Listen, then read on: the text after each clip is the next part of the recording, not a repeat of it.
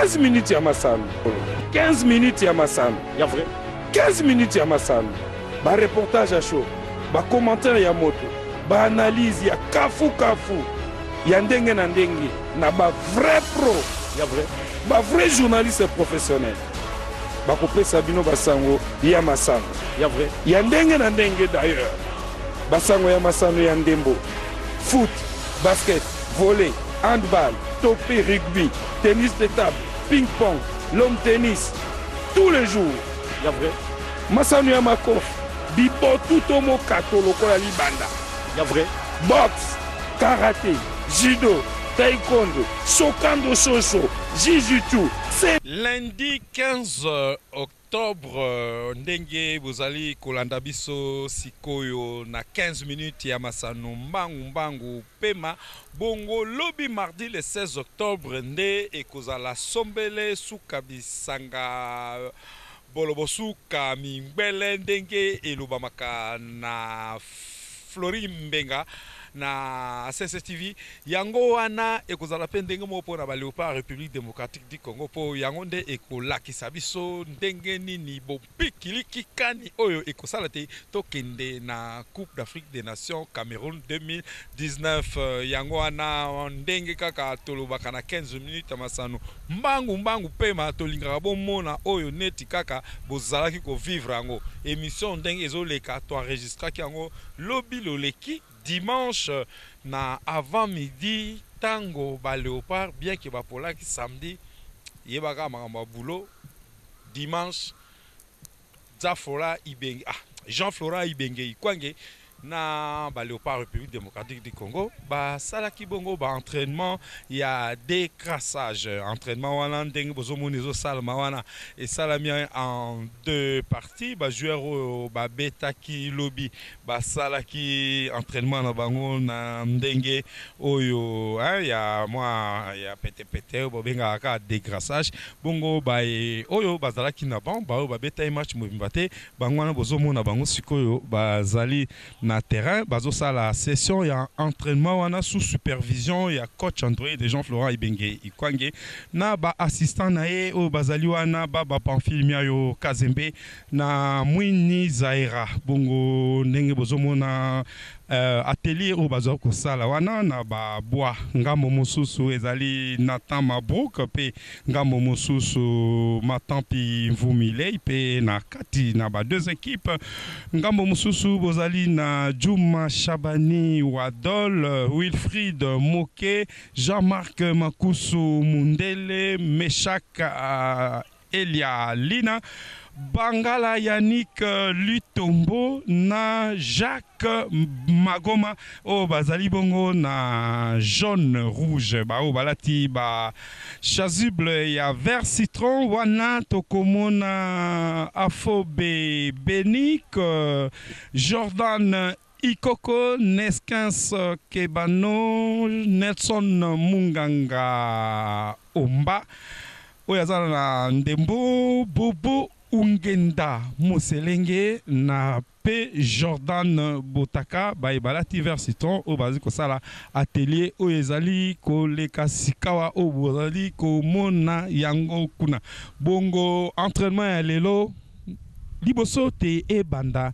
et salamaki bongo na supervision ya yeme vice-président en charge de la finance et la Fédération congolaise de football association Molangala au peu asusu babenga bokulaka Roger Bobo Bontembe Bokanyanga oyo bozali komona na bilili wana ndenge auti ko koma pote bana na ngonga ya pasi il faut kozala na bango akomi wana pe moko azali kopesa bango mbote azali kolendisa bango pote ezalaka nango ekufelite o basali biso rando ngando tokoki pe kozongisa kuna mental wana ya bagagneur mental wana ya kozongisa oyo basali biso ezala mpe kusikute mais na ndembo pe za na permis pour comment bino bo gagner pana biso bo biso to gagner te surtout que biso foto kene la Coupe d'Afrique des Nations même mental même moral et kufelite yango na pezali mental oyo yeme numéro 1 président ya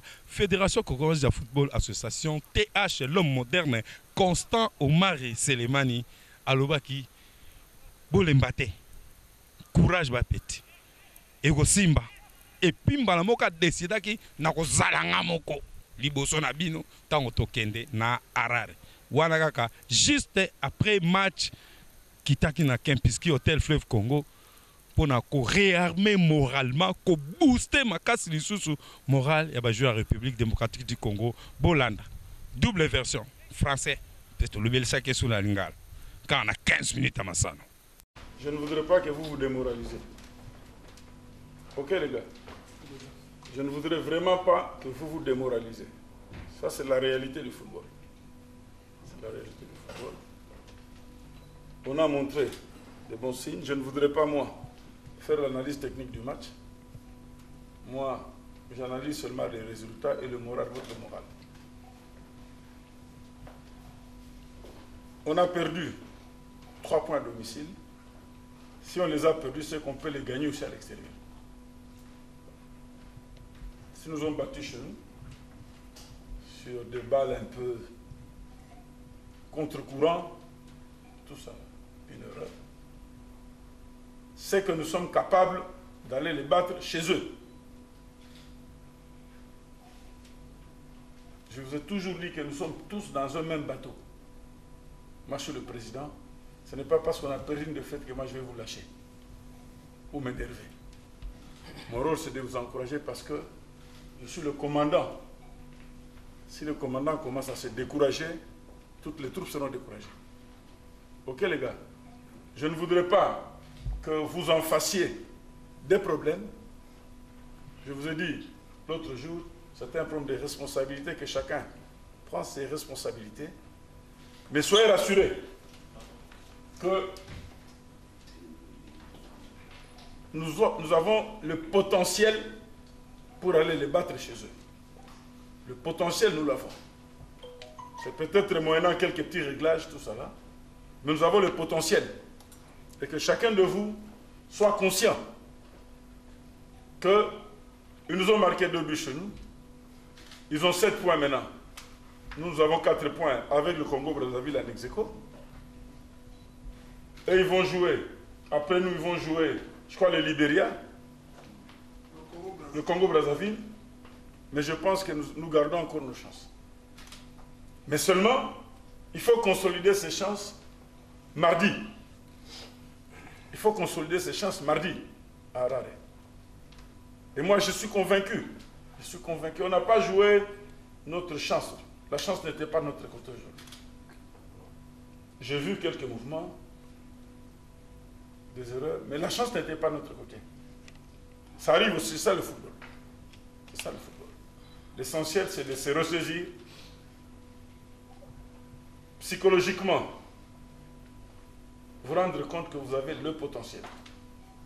Le peuple est déçu, c'est vrai, je ne peux pas vous le cacher, mais il faut lui redonner de l'espoir. Moi, je reste convaincu, en tant que catholique pratiquant, je reste convaincu que nous avons encore toutes nos chances. Mais c'est à chacun de vous d'intérioriser ce que nous aurons à faire ensemble pour que mardi, nous allions les battre chez eux et montrer d'entrée de jeu que nous sommes venus pour gagner ce match. Pas nous sommes venus pour nous balader, pour nous amuser sur le terrain. OK les gars, hein? Je vous dis, soyez rassurés, je ne le dis pas parce que c'est un discours, je suis de cœur avec vous. OK? Je suis de cœur avec vous. Bon.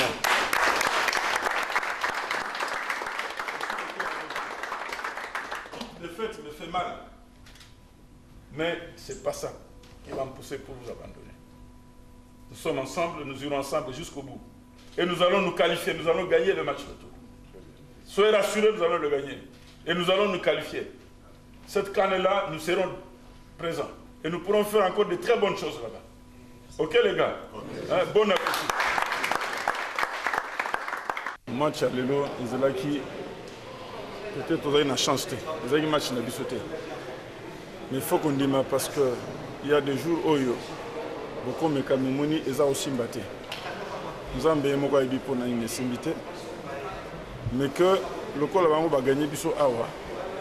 Et ni qu'on va gagner biso pétro que nous gagnons bango kunate. Alors na FC bango baza la motiver.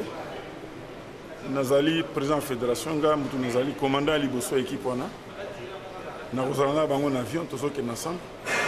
Et tous les gens sont gagnés sur place. Et bango mutuna mutu azala déçuté. Mutuna mutu ayeba que tous ont un potentiel pour gagner match là. Les gens vont gagner, ils ont souka mobilité. Baza premier maintenant on a 7 points, biso 4 points. En ex-aequo na Congo Brazzaville. Mais nazana foi, nazana elikia qui n'a potentiel tous en pour gagner match à retour. Il y a un MC bango que ngana okenda bango moko na catch avion ti tozo ndo gagner match wana. Ba mi décourager te ezana mikolo yo esimbaka te ezana mikolo mso simbaka. Mais l'essentiel c'est que Namutu de fait wana est marqué bango te. To milengela dimanche na pourquoi toke kuna mardi nzamba kosalisa. Na FC bango que quelle que soit la situation, tu auras raté la qualification. Tu es en Cameroun. Parce que l'équipe est là, il y a un potentiel. C'est des petits réglages qu'il faudra faire, tout ça là. Si tu réussis le réglage, je pense que ça serait bien. Wana Bolandi oyo lekaki sima ya match oyo ezalaki bongo eluka nganga ekufélité na 15 minutes to vivre nano match wana ya why mais ezalaka nango match nyonso ezalaka na 3 résultats nul victoire na défaite lelo défaite ya biso lobi toko sepela kaka tozonga kaka l'ambiance ya match wana ya mkolo ya samedi le 13 octobre 2018 ekufélité bondi mezali kan na Cameroun to kende.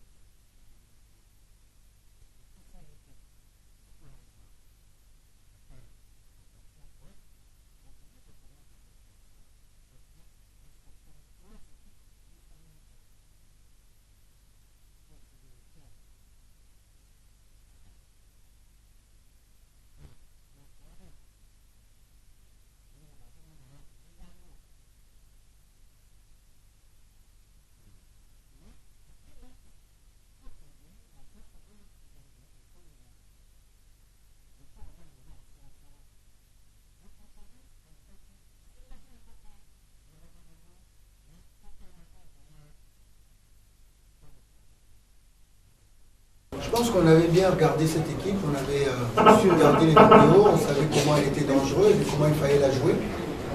Alors là où on a failli en premier, on a essayé de rectifier en deuxième mi-temps, c'est dans la transmission du ballon. On savait qu'il faisait un pressing très fort d'un côté, mais dans ce pressing-là, il délaissait l'autre côté. Donc il fallait ressortir du côté, il faisait le pressing pour aller rechercher de l'autre côté et puis il faut pouvoir faire le jeu. Donc on ne l'a pas fait comme il le fallait, même si on a bien démarré le match. Et en première mi-temps, il nous a manqué aussi de la percussion sur les ailes pour pouvoir perturber cette équipe et se donner des occasions. C'est ce qu'on voulait, mettre beaucoup de ballons dans la surface.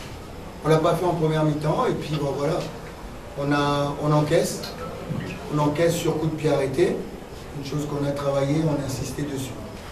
Et puis après, sur une erreur individuelle, mais globalement, je pense que le match était plutôt agréable à regarder, même si personnellement, je préfère mal jouer et gagner que bien jouer et perdre.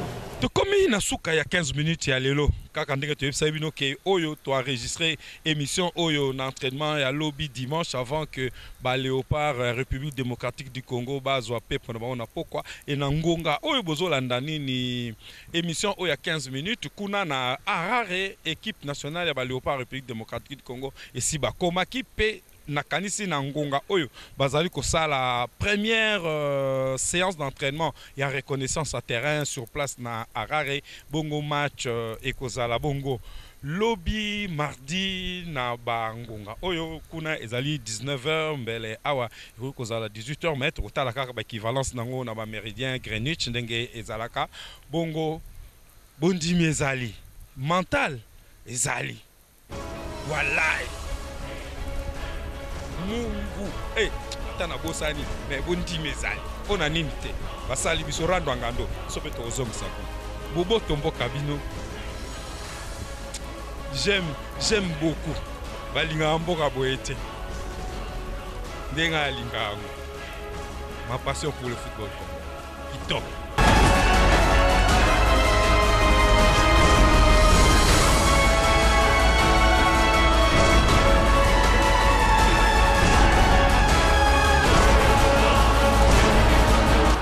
Minutes ya masala ya vrai jamais ezala jamais salama na TV moko awa na